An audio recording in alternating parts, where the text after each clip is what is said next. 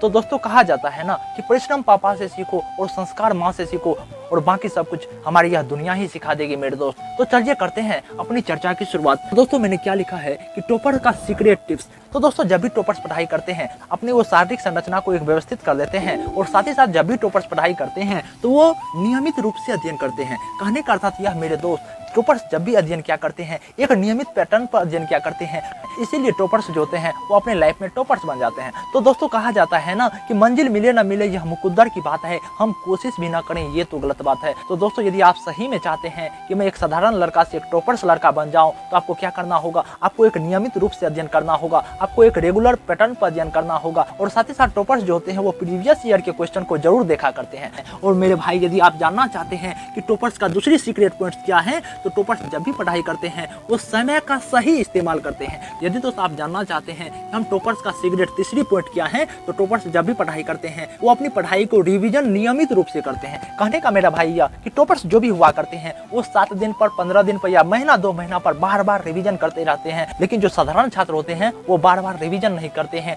तो यदि आप दोस्त चाहते हैं कि हम साधारण लड़के से टॉपर्स बने तो आपको क्या करना होगा कि हमें बार बार रिवीजन करना होगा। जो भी हमारे गुरुजी पढ़ाया करते हैं हम उनको बार बार रिवीजन क्या करेंगे, यदि आप बार बार रिवीजन करोगे तो माइंड का भी कर्तव्य बनता है। यदि ये बंदा इस टॉपिक को बार बार रिवीजन कर रहा है तो मेरा भी कर्तव्य बनता है कि ये टॉपिक को इनके दिमाग में घुसा दिया जाए। तो इसीलिए दोस्त आपको इसी तरह से पढ़ना होगा। और दोस्त यदि आप चाहते हैं कि हम टॉपर्स के चौथे सीक्रेट पॉइंट्स को जान लो तो टॉपर्स का चौथी सीक्रेट पॉइंट्स यही है कि टॉपर्स जब भी पढ़ाई करते हैं वो स्मार्ट स्टडी करके पढ़ाई करते हैं। कहने का अर्थात यह मेरे भाई यदि आप नहीं जानते हैं कि स्मार्ट स्टडी कैसे की जाती है आप मेरे प्ले लिस्ट में जाइएगा, वहाँ पर आपको वीडियो मिल जाएगा।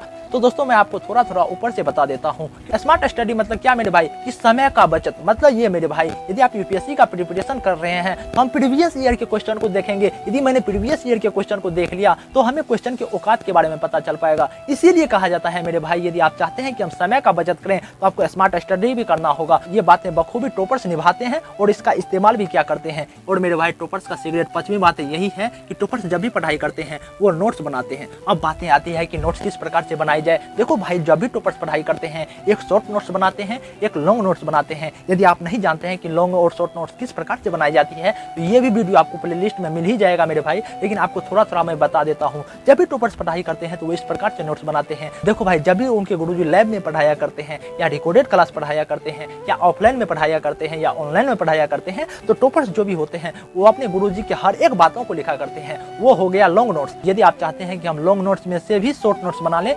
ये बातें टॉपर्स इस्तेमाल बार बार क्या करते हैं। अब बातें आती है कि हम शॉर्ट नोट्स किस प्रकार से बनाएं। देखो भाई शॉर्ट नोट्स इस प्रकार से बनाई जाती है जो भी आपके लॉन्ग नोट्स में से इंपोर्टेंट बातें होंगे आप उनको हेडलाइन करते जाओ और उन सभी हेडलाइन पंक्ति को शॉर्ट में एक अलग कॉपी में हम क्या करेंगे उन सभी बातों को लिख लिया करेंगे।